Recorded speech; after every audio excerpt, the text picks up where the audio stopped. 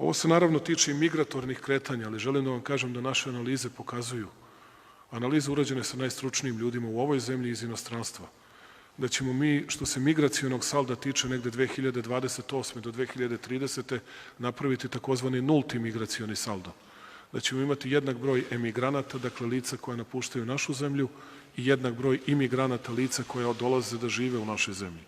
Posle 2030. imaćemo veći broj imigranata nego emigranata, što je jedna od stvari koja može da pomogne u opstanku Srbije.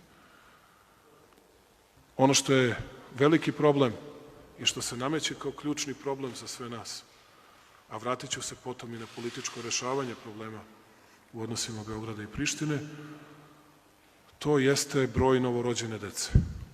Mi nećemo da imamo ekonomsku snagu, smejali su mi se mnogi na različitim konferencijama za novinare, mi za 2 i 3 godine ćemo morati da uvozimo radnu snagu,